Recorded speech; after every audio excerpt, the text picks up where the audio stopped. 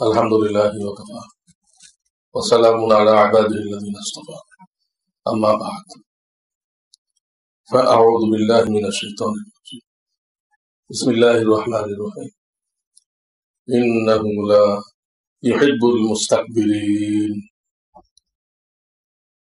وقال النبي صلى الله عليه وسلم من تواضع لله رفعه الله أو كما قال عليه الصلاة والسلام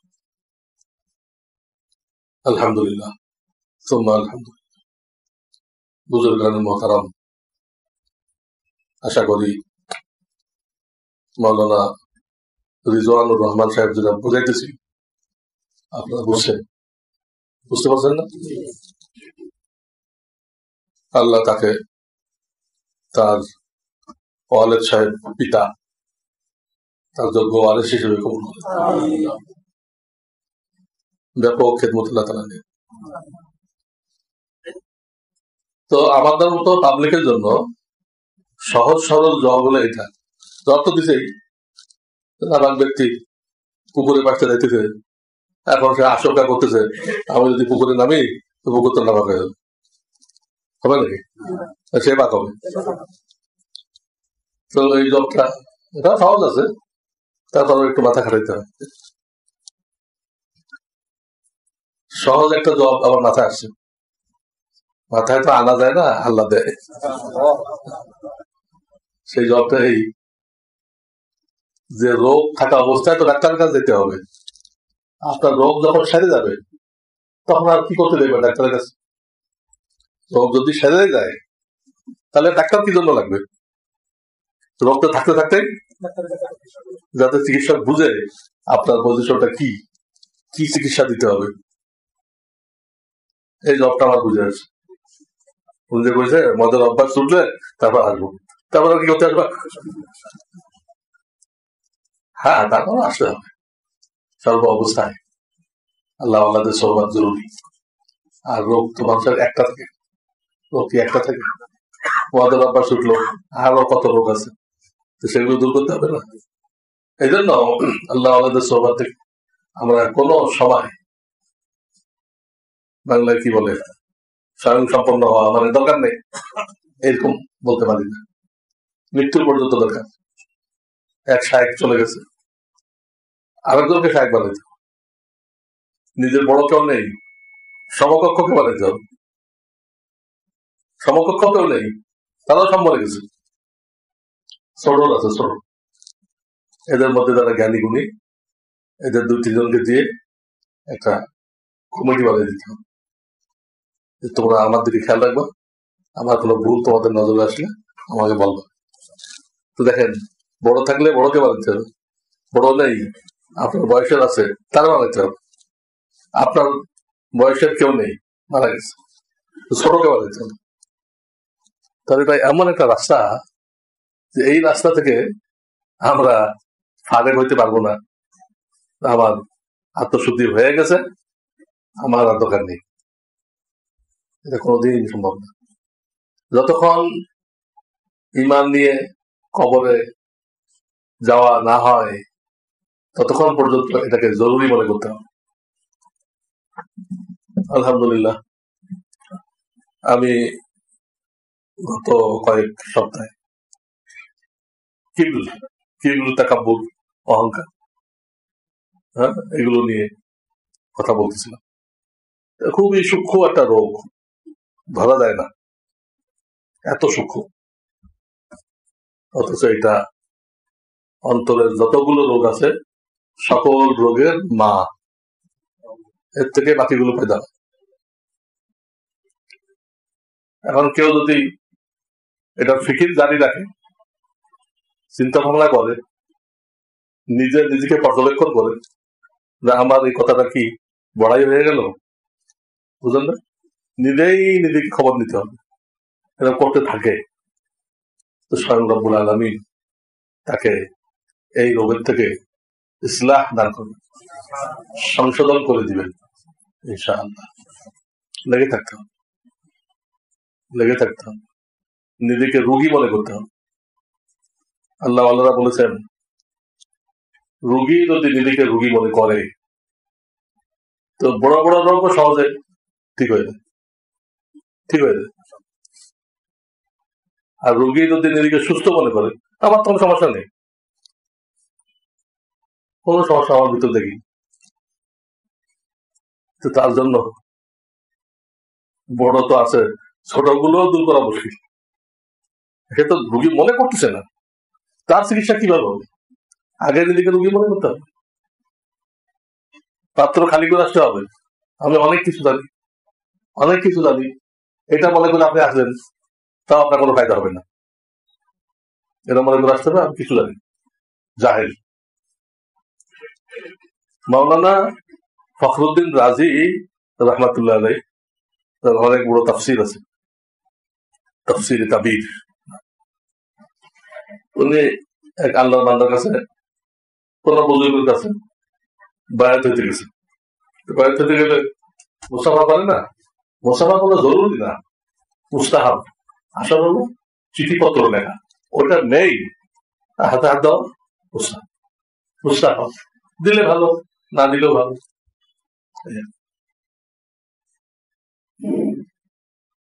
তো উনি যখন হাতে হাত দিচ্ছেন, একটা আওয়াজ শোনা দিচ্ছে, মেশিন চললে যেমন আওয়াজ হয় না, এরকম আওয়াজ। তো উনি সাহেবকে জিজ্ঞেস করেন, সাহেব কিসের আওয়াজ এটা? তো সাহেব বললো, তুমি যে সারা জীবন মানতে ফালসাফা, দর্শন শাস্ত্র, শরিয়াতের কিছু না, দর্শন এগুলো নিয়ে গবেষণা করছো, ঘাটাঘাটি করছো, কত কিতাব পড়ছো, কত কিতাব লিখছো, এগুলো শরিয়াতে অপ্রয়োজনীয়, ওইগুলো তোমার থেকে সব বের হয়ে যেতেছে, সব বের হয়ে যেতে। বক্তব্য তো খালি করতে হবে, পাত্র তো খালি করতে হবে, আমরা সাহেব দিবে কেমনে, পাত্র জায়গায় যদি না থাকে। এটা শুনে ইমাম ফখরুদ্দিন রাজি ঘাবড়াই গেছে। হুজুর, এগুলো তো আমি অনেক কষ্ট করে শিখছি, কত রাত, কত দিন, কত মাস আমি এর জন্য মেহনত করছি, এগুলো সব চলে যাচ্ছে, সব চলে যাচ্ছে, এগুলো কাজের এলাম না। এগুলো উনি কইছে, হুজুর তাহলে থাক, আমি এখন বায়াত হব না, বায়াত হব না। কিন্তু না হইলে কি জবরদস্তি বানানো হয় নাকি? কেউ যদি আবেগ নিয়ে আসে, তলব নিয়ে আসে, তলব চাহিদা। নবীজুল চাচার নাম তো আবু তালেব, কিন্তু তার ভিতরে তলব ছিল না, হেদায়তের চাহিদা ছিল। নাম আবু তালেব, তালাশ করনে আল্লাহর বাপ, বাস্তবে তলব নেই। তিনি বায়াত স্থগিত করলেন, চলে গেল। এরপরে এক পর্যায়ে ওনার হায়াত শেষ হয়ে গেছে। ইবলিস তো সারা জীবন চেষ্টা করে আমাদের ইমান ছিনাই নেওয়ার জন্য, সারা জীবন। আখেরি চেষ্টা করে মৃত্যুর সময়, আখেরি চেষ্টা কখন করে? মৃত্যুর সময়। তখন ইবলিস আসছে, উনি দর্শন শিখছে, ইবলিস কি তার থেকে কম জানে? হ্যাঁ, বেশি জানে, তো ফেরেশতাদের সাথে ছিল। আমরা যা ব্যাখ্যা টাকা দেই, এর থেকে সে ব্যাখ্যা বেশি জানে, এত এলেম তার। কিন্তু এলেম আল্লাহ না চাইলে কোনো কাজ আসে, উল্টা বেইমান হয়ে যায়, মৃত্যু এসে গেছে।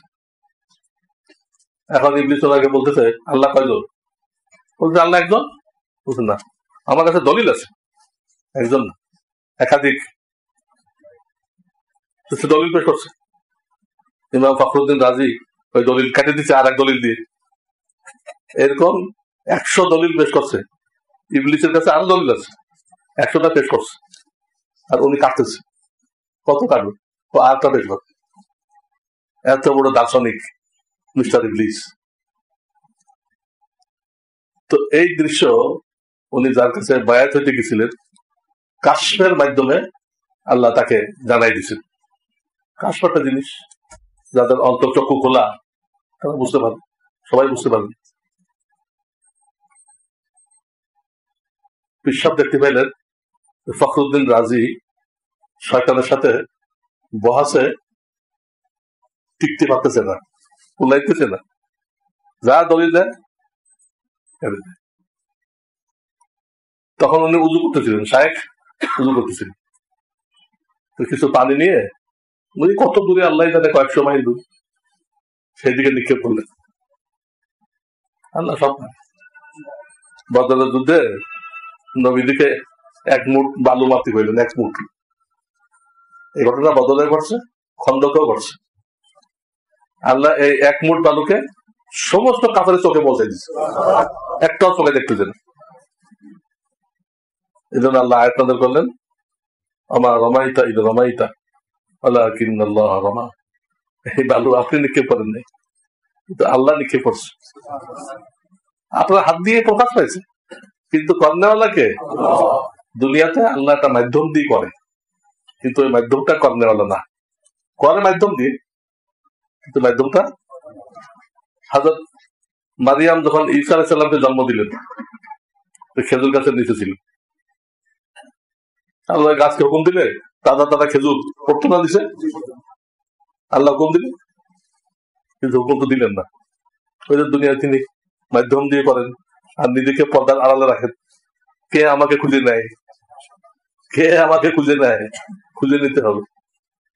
এই জন্য হযরত মারিয়ামকে বললেন, 16 পারায় আয়াতের মধ্যে আছে, হুজ্জি ইলাইকি বিজিজঈন নাখলা তুসাকিতু আলাইকি রুতাবান জানিয়া। হে মারিয়াম, তুমি খেজুর গাছে একটু ধাক্কা দাও। তুমি ধাক্কা দিলে খেজুর গাছ লড়বে? 10 জন ধাক্কা দিলে লড়বে নাকি? কত মজবুত। অন্য কত গাছ ঝড়ে উল্টাই দেয়, খেজুর গাছ উল্টায় না। ঠিক, ঝড় তুফানে অনেক গাছ উল্টায়, খেজুর গাছ উল্টায় না। তো আল্লাহ অর্ডার দিলে খেজুর পড়তো, কিন্তু অর্ডার না দিয়ে ওনাকে কইছে তুমি ধাক্কা দাও, খেজুর পড়বে। উনি ধাক্কা দিচ্ছে, আর খেজুর পড়তে আরম্ভ করছে।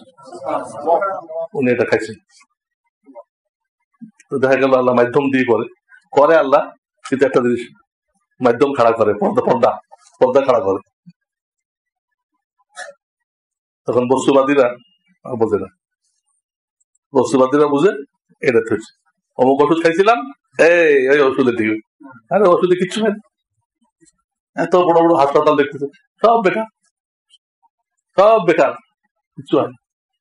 হয়তো আল্লাহ হুকুমে যা হওয়ার কিছু হয়, আল্লাহ সুন্নত রাখছে, সুন্নত রাখছে, আল্লাহ মাধ্যম দিয়ে করে। এতে বোঝা গেল মহিলাদের বাচ্চা কাচ্চা হওয়ার পরে তার সবচেয়ে মূল্যবান খাবার হলো খেজুর। এই আয়াত দ্বারা বোঝা গেল না, যদি এর থেকে মূল্যবান কিছু থাকতো তা আল্লাহ সেটা ব্যবস্থা করছে, তা তো করেনি। হ্যাঁ, তো কিছু কথা বললাম, আসল তো আমার বয়ান চলতেছিল। নিজেকে বিনয়ী বানাইতে হবে। কি বানাইতে হবে? দাপট চলবে না। আমাদের প্রত্যেকের মধ্যে এলেমের গর্মী আছে, মালের গর্মী আছে, এগুলো কথায় কথায় ফুটে ওঠে, খেতে বোঝে না, কিন্তু আশেপাশে তারা আহলে দিলওয়ালা আছে, তারা বুঝে এটা এলেমের গর্মী, এটা মালের গর্মী, ফুটে উঠবেই। এটা আপনি ধামা চামা দিতে পারবেন না। কারোর পয়সার গর্মী, কারোর এলেমের গর্মী, কারোর জনবল এক একদম। এগুলো পরে কোনো ভরসা নেই, নিজেকে তুচ্ছ মনে করতে হবে, আমি কিছুই না, আমার কোনো আমল ঠিক নেই, আল্লাহ যদি মাফ করে, এরকম মনে করতে হবে। এর অনেক কথা আমি বিগত কয়েক সপ্তাহে বলেছি, তাকাব্বুরের ক্ষতি, তাকাব্বুর দূর করার উপায় বলছি না। আজকে যেটা বলতে চাচ্ছি, দু একটা ঘটনা। তাকাব্বুর দূর করে যে আমি বিনয়ী হব, তখন আমার অবস্থা কি হবে? আমাদের প্রিয় নবীজি সাল্লাল্লাহু আলাইহি ওয়াসাল্লাম আল্লাহর পক্ষ থেকে প্রস্তাব দেওয়া হয়েছিল, আপনাকে দুটা অধিকার দেওয়া হবে, দুটা। যেটা চান আমি আল্লাহ ওটা করে দিব। কি দুটা? আপনি দাস নবী হতে পারেন, আবার চাইলে সম্রাট নবীও হইতে পারেন। দাস নবী, সম্রাট নবী, কোনটা চান? নবী চাইলেন আমি দাস নবী, এটা হতে চাই। সম্রাট নবী আমাদের, যদিও আল্লাহ ওনাকে রাজত্ব দিছিলেন, তিনি বিরাট পৃথিবীর বিরাট অংশের উপরে রাজত্ব করে গেছে। ওনার আন্ডারে অনেকগুলো গভর্নর ছিল, অনেক দেশ জয়লাভ করছে, রাজত্ব তিনি পাইছিলেন। কিন্তু ওনার কোন কাজে, কথায়, চলাফেরা ওইটা প্রকাশ পাইত না। রাজা, সম্রাট, সম্রাটের একটা চলাফেরার মধ্যে একটা ইয়ে আছে না, ভাবভঙ্গি আছে না। হ্যাঁ, হাজিদের বলা হয়েছে পয়লা 3 চক্করে এইভাবে হাঁটবা, বীরের মতো, বীরের মতো হাঁটবা।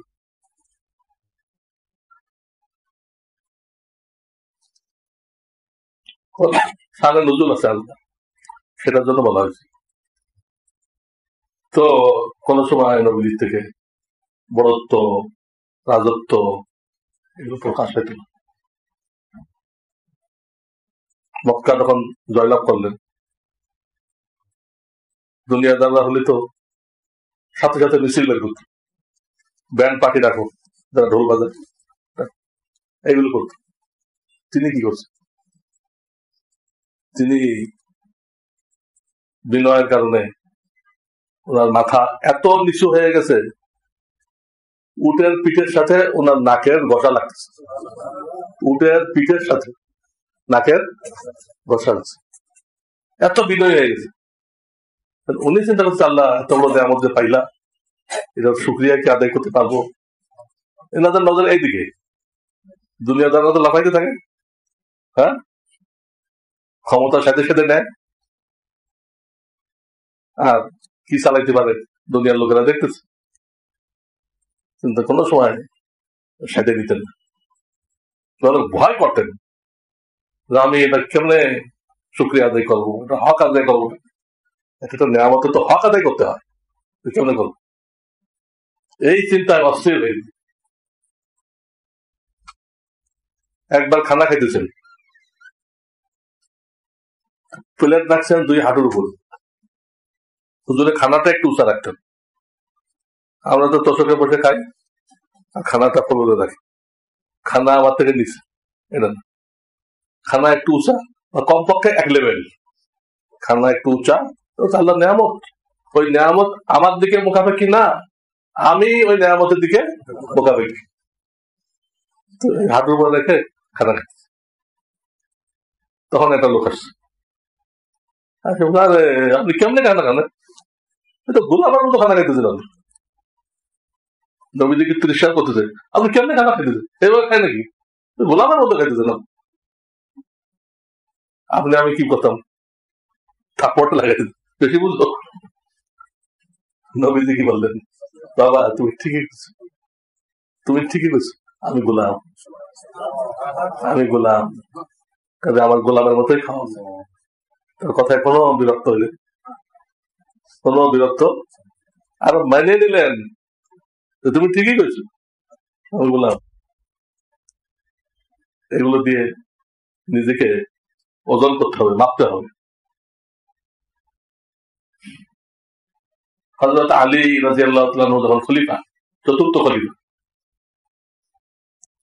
তো বাজার থেকে 2 সেট জামা পাজামা কিনছে, জামা পাজামা 5 সেট কিনে গোলামকে বলতেছে তোমার যেটা চয়েস হয় নিয়ে নাও, বাকিটা আমার জন্য রাখো। তো গোলামের আকল কদ্দুর আছে, ও ভালো না লাগে, ভালো না লাগে, ওনার দিনে যেন রয়ে গেছে, এটা 2 হাতার মধ্যে কোনো বিল নেই, একটা এই পর্যন্ত, একটা কোন পর্যন্ত। কি হলো এটা? এই জামা পরে উনি খেলাফত যেখানে বসে চালাইতেন, ওইদিক যাইতেছেন, কেউ ওনাকে পথ আটকাইলো, আপনি কি জামা গায়ে দিয়ে খেলাফত চালাইতে যেতেছেন, এটা জামা হলো? উনি তাকে এক কথা বলে সাইড করে দিলেন। ভাই, এইসব জামা কাপড় দিয়ে আমাদেরকে ইজ্জত দেওয়া হয়, আমাদেরকে ইসলামের দ্বারা ইজ্জত দেওয়া হয়। নাহনু কওমুন আ'আজ্জানাল্লাহু বিল ইসলাম। সাহাবায়ে কেরাম বলছেন, আমরা ওই জামা গায়ে দিয়ে ওনাকে জুমার খুতবা দিতে দেখছি, এক হাতা লম্বা আর এক হাতা খাটো। আমাদের রিক্সাওয়ালা তো গায়ে দেবে না এটা, আমাদের সমাজে রিক্সা চালা এরও যে এর জামা দেন 2 হাতা 2 রকম করতে দেবেন, আর আমরা তো পারবই না। নিজেকে কত কিছু মনে করি, একটা মিলাই দেখি না পারবো কিনা, অসম্ভব মনে হবে, অসম্ভব। এটা আলীর কিস্সা। এটা হযরত ওমর ফারুক রাদিয়াল্লাহু তাআলা আনহু যখন সিরিয়ায় ঢুকতেছিলেন, সিরিয়া কিভাবে বিজয় হলো, বাইতুল মুকাদ্দাস কিভাবে বিজয় হলো, এরপরে আমার একটা বই বেরোইছে, আপনারা দেখছেন? এখানে আছে? হ্যাঁ, এটা পড়বেন। এই যে উনি ঢুকলেন, 1 মাস হয়ে গেছে, জয় পরাজয় কিচ্ছু হয় না, সব কিল্লার মধ্যে সুরক্ষিত, কিন্তু বন্দী জীবন কতদিন চলে? তখন তাদের নেতা বলল, মুসলমানদের সেনাপতি আবু উবাইদা ইবনুল জাররাহ তাকে বলল, দেখো আমাদের কিতাবেও লেখা আছে যে সিরিয়া একসময় আমাদের হাতে থাকবে না, তো কার হাতে যাবে ওটারও ব্যাখ্যা দেওয়া আছে। কাজে তোমাদের যে নেতা ওনাকে খবর দিয়ে আনো, আমরা কিতাব খুলে ওটা মিলাই দেখবো। যদি আমাদের কিতাবের সাথে ওই নেতার চেহারা, ছবি, জামা কাপড় সবকিছু মিলে যায়, তাহলে যুদ্ধ করার দরকার কি? আমরা এমনি ছেড়ে দিব, তোমাদের আন্ডারে থাকবো, যুদ্ধ করার দরকার নেই খামাখা। তখন আবু উবাইদা ইবনুল জাররাহ ওমর ফারুককে চিঠি লিখলেন যে এই কথা বলতেছে। এই শুনে উনি বললেন ঠিক আছে। ওমর বললেন আমি আসতেছি। সারা পথ 3 মাইল উনি উটের পিঠে, ওনার গোলাম রশি নিয়ে হাঁটতেছে। পরবর্তী 3 মাইল উনি রশি নিয়ে হাঁটতেছে আর গোলাম উটের পিঠে, এইভাবে সাপ পড়ছে। আল্লাহ, অনেক লম্বা কিসা, অল্প একটু বলবো। একখানে যায় একটা খাল আসছে, ছোট খাল, নদী না খাল, যেখানে পার হইতে গেলে একটু কাপড় চোপড় ভিজবে আর কি। ওমর ফারুক রাদিয়াল্লাহু তাআলা কি করলেন, উনি ফটাফট ওনার লুঙ্গি হাঁটু পর্যন্ত গুছাই নিলেন, হাঁটু পর্যন্ত, জুতা জোড়া বগলে নিলেন। আগে যুগে নিত, কিন্তু এখন দেখা যায় না, জুতা বগলে নিত। কোথাও বেড়াইতে গেলে জুতা বগলে করে নিয়ে দিত। ওখানে যাওয়ার পরে ওরা পানি দিত, পানি দিয়ে পাও ধুয়ে তারপরে জুতা পরতো, জামাটা গায়ে দিত, জামা কান্দে করে নিয়ে দিত আর জুতা বগলে গুলো দিত। জুতা বগলে আর লুঙ্গি হাঁটু পর্যন্ত। এখন কমান্ডার ইন চিফ হুজুর এই দৃশ্য যদি এখানে লোকজন দেখে, ইসলামের তো মানহানি হয়ে যাবে। ঠিক কিরকম, এদের কোনো ইজ্জত সম্মান নেই, এটা বলছে।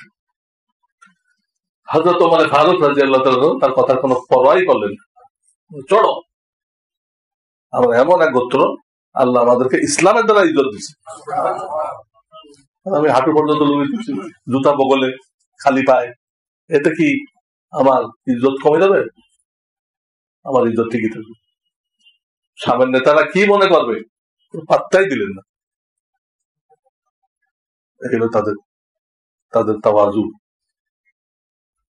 তাদের বিনয়। প্রত্যেকের এরকম আছে, ঘটনা আছে।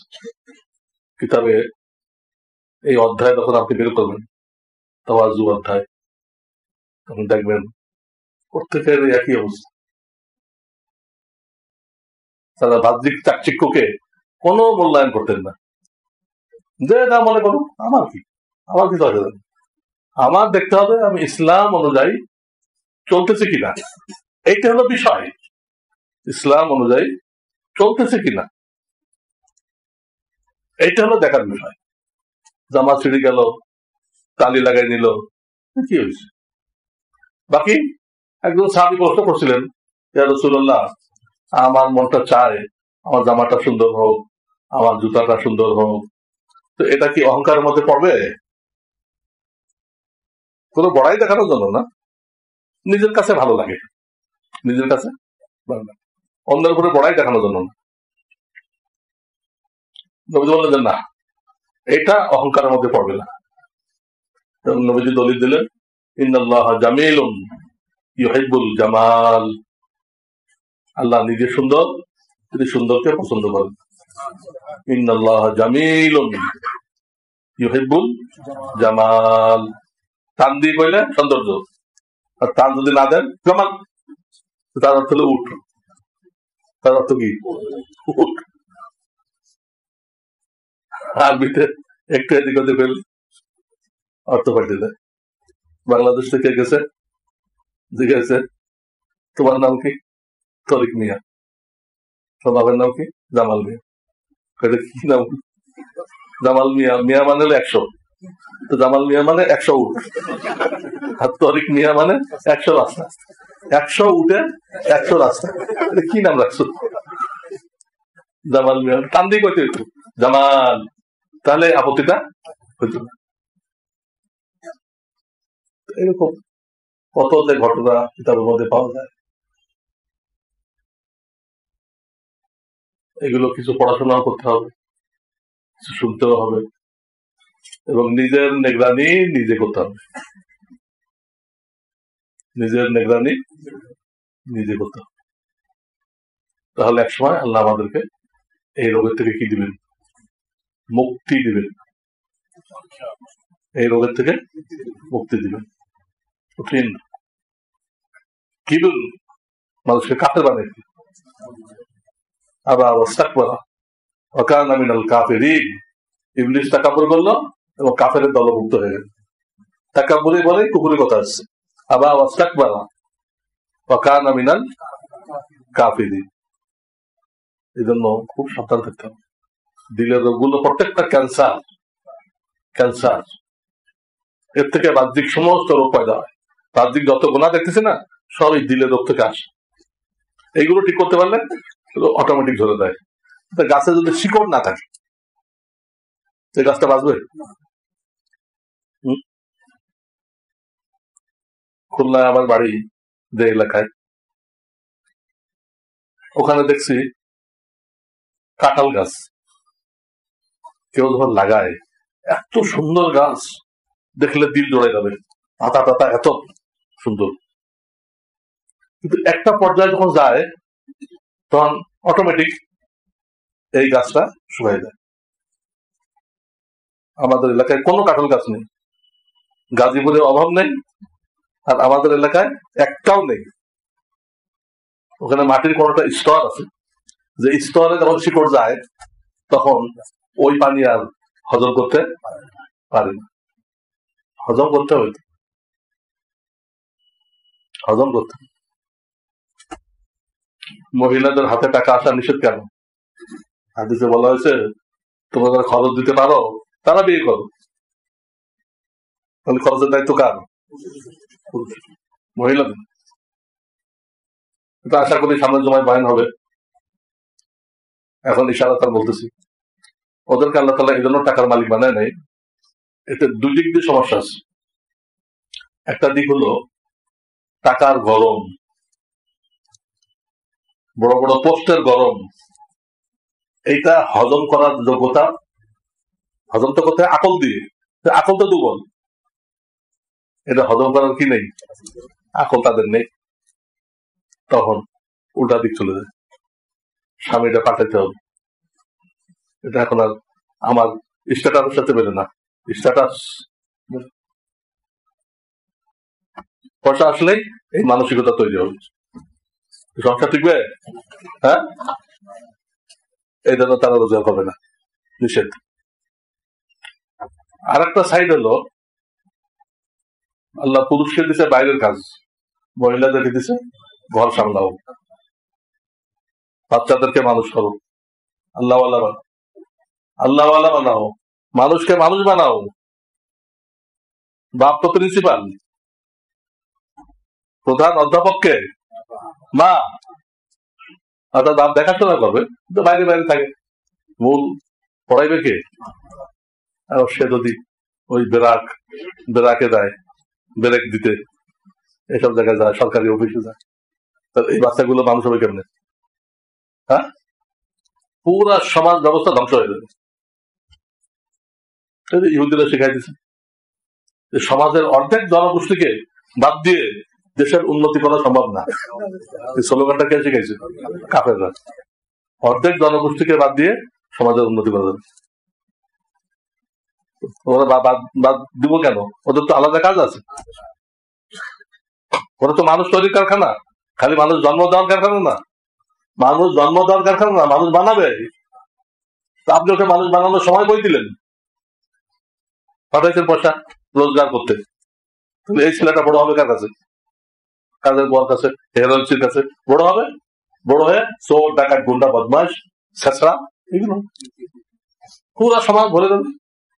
কি করবেন পুলিশ দিয়ে? কি করবেন র্যাব দিয়ে? ওই র্যাবটা তো ওখানে আছে, ওই সমাজ থেকে আসছে। কত গভীর রাত্রে ডাকাতে করতে লেগে গেছে। দেখেন ওদের হাতে পয়সা আসলে একদিকে ও নষ্ট হলো, সংসার ধ্বংস হলো, আর একদিকে ছেলে পেলে কেউ মানুষ হলো না, পুরা দুনিয়া নষ্ট হয়ে গেল। এই জন্য খরচের সাইডটা আল্লাহ পুরুষকে দিচ্ছে। আর কারো স্বামী মারা গেছে, কোনো সম্পদ রেখে দেয়নি, এগুলো ভিন্ন মশলা। আমি যেটা করছি সেটা কমন, আম ভাবে তাদের সম্পদ অর্জন করার দায়িত্ব না। স্বামী খাওয়ার খরচ, কাপড়ের খরচ, বাসস্থান সব দিবে, তারপরে হাত খরচ দিবে। কি দিবে? হাত খরচ দিবে, হাত খরচ দিবে। গত সপ্তাহে হাদিস করেছিলাম, আবু সুফিয়ান রাদিয়াল্লাহু তাআলা হাত খরচ কম দিতেন, একটু বকিল টাইপের ছিল।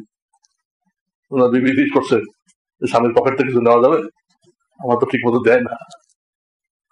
কত জমায় যারা ছিলেন আপনার, নবীজি পারমিশন দিলেন, তোমাকে যখন ইনসাফ মতো হাত খরচ দিচ্ছে না, তুমি নিতে পারো, চুরি হবে না। এটা তো হক উসুল করতেছো, বুঝলেন ইসলাম কত ইনসাফ। তো আল্লাহ তাআলা আমাদেরকে আমল করার তৌফিক দান করেন।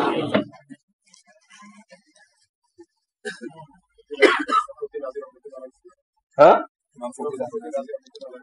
ও ফখরুদ্দিন রাজি, ওনার সাহেব ওই দিকেই করলেন আর কি, পানি নিক্ষেপ করলেন আর বললেন, হে ফখরুদ্দিন, তুমি ইবলিসকে বলো আমার আল্লাহ বিনা দলিলে এক, কোন দলিল নাই, বিনা দলিলে এক। এই জবটা শিখতে পারে, উনি এটা দিয়ে জব দিলেন। এইটা কাটবে কেমনে? দলিল হলে না কাটা যায়, কিন্তু ওনারা শিখাই দিচ্ছে তুমি বললো আমার আল্লাহ বিনা দলিলে এক, এটা কাটবে কেমনে? তো উনি ইমান নিয়ে চলে গেছে। তো বোঝা গেল আল্লাহ আল্লাহদের কাছে গেছিল বায়াত হইতে, কোনো কারণে হয় নাই। এইটাও কাজে লাগছে, এইটাও কাজে লাগছে। আল্লাহ আল্লাহ এতটুকু দেওয়াও কি মৃত্যুর সময় কাজে লাগছে, কোনো সময় বৃথা যাবে না। আল্লাহ আমাদেরকে এই ধরনের যাতায়াত মৃত্যু পর্যন্ত বহাল রাখার তৌফিক দান করুন। সুবহানাল্লাহ। ربنا لا وهب لنا من لدنك يا حي يا حي أصلح لنا ولا تكلنا إلى أنفسنا. سبحان ربك رب العزة وسلام على المرسلين والحمد لله رب العالمين. এতগুলো নো,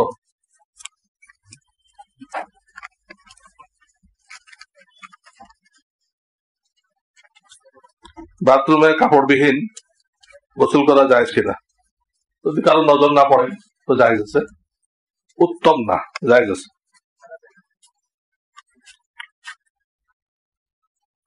স্বামীর সামনে স্ত্রীর সতর সম্পর্কে জানতে চাই।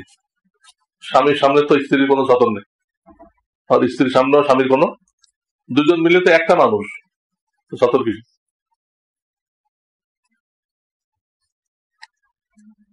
আমার বিবি আজানের সময় দোয়া ও তাসবিহ পড়ার সময় মাথায় কাপড় দেয়, এটা কি ঠিক?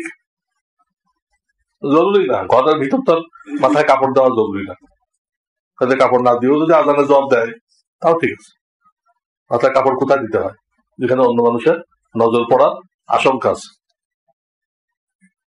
বাইতুল্লাহ প্রথম দেখার পর যতবার দেখবো ততবার সেখানে থাকাকালীন 3 বার আল্লাহু আকবার, 3 বার লা ইলাহা ইল্লাল্লাহ বলতে হবে কিনা? না, এরকম কিছু নেই, এরকম বলার কথা নেই। আমি ইনশাআল্লাহ এবছর নফল হজ করবো। প্রশ্ন হলো কার পক্ষ থেকে করা ভালো, না নিজের পক্ষ থেকে করে জিন্দা মুর্দা সবাইকে বক্সাই দিব? দুটোটাই ঠিক আছে। নিজের পক্ষ থেকে করে সবাইকে সব পক্ষে দিলেন, আরটা হলো বাপের নামে, মায়ের নামে, দাদার নামে, দাদির নামে, হ্যাঁ, নবীদের নামে। ইমাম আবু হানিফা যিনি আমাদের এই চলার পথ সহজ করে দিয়েছে, তার নামে এগুলো করতে পারলে ভালো। আপনি 10 তারিখ যাবেন জানতে পারলাম, আমি আগে শুনছিলাম 10 তারিখ হবে, পরে 7 তারিখ হয়েছে। 7 তারিখ সকাল 10টায়। আমি আপনাদের কাছে দোয়া চাই, আল্লাহ সকলকে আফিয়াতের সাথে সহিভাবে সবকিছু করেন, তৌফিক দান করেন। আবার কোথায় রয়ে গেলে? হঠাৎ দিন সামনে আসলে কি আমল করব? আউযু বিকালিমাতিল্লাহি তাম্মা মিন শাররি মা খালাক, এটা পড়বে। এটা পড়ে পিটানোর দোয়া করে তো পিটাইও, জ্বালাই দেওয়ার দোয়া করে তো জ্বলে যাবে। আউযু বিকালিমাতিল্লাহি তাম্মা মিন শাররি মা খালাক। আল্লাহ মানুষকে দলে দলে জান্নাতে প্রবেশ করাবেন, একা একা নয়। কিন্তু সেটা কিভাবে এটা এখন দুনিয়ায় বোঝা সম্ভব? হ্যাঁ, যে আলেমের সাথে বুজুর্গের সাথে আপনার সম্পর্ক আছে, আপনি ওই আলেমের সাথে তার কাফেলায় বেহেশতের মধ্যে ঢুকবেন। জান্নাত 8 প্রকার, 5 প্রকার। আপনার ইমান আমল হিসেবে আপনি যেটা যোগ্য আপনি ওটাতে যাবেন। একসাথে ঢুকবে, সবাই যে এক জান্নাতে থাকবে তা না। আমল হিসেবে আপনি যেটা যোগ্য সেটাতে ঢুকবেন। কিয়ামতের পূর্ব পর্যন্ত যে 73টি ফিরকা তৈরি হবে, তা কোন নবীর উম্মত থেকে হিসাব ধরা হবে না? আমাদের নবীর উম্মতই কয় ফিরকা হবে? 73 ফিরকা। আর একটা বেহেশতে যাবে আর 72টা দোজখে যাবে। এর অর্থ হলো একটা বেহেশতে যাবে মানে এরা ঈমান আকীদার ত্রুটির কারণে শাস্তি পাবে না। এরাও দোজখে যেতে পারে আমলের ত্রুটির কারণে, ঈমানের ত্রুটির কারণে যাবে না। কিন্তু বাকি 72টা ঈমানের ত্রুটির কারণে যাবে, আমলের ত্রুটির কারণে যাবে। ভক্তের ভক্তি কখন চলে যাবে?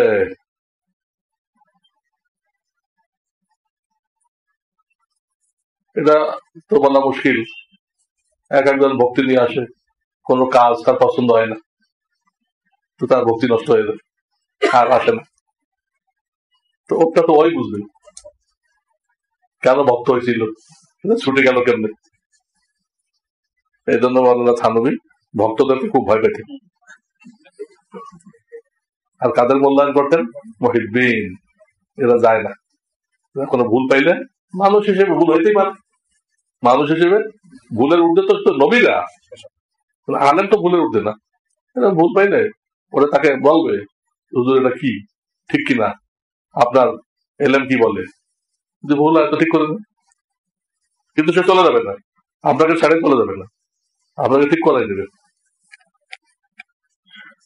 বাতিনি ফরজ নামাজে কেরাত তাশাহুদ যদি ইচ্ছায় বা অনিচ্ছায় জোরে পড়ে, বাতিনি ফরজ নামাজ, বাতিনি না সিররি মানে আছে পড়তে বলা হয়েছে জোহরে আসরে, এখানে কেউ আওয়াজ করে পড়ে ফেলছে, এক আয়াত পরিমাণ তো মাপ। যদি বেশি পরিমাণ পড়ে ফেলে 2 আয়াত 3 আয়াত আস্তের জায়গায় জোরে, তখন সিজদায় ছো লাগে, নামাজ ভাঙে না, কি লাগে? বস।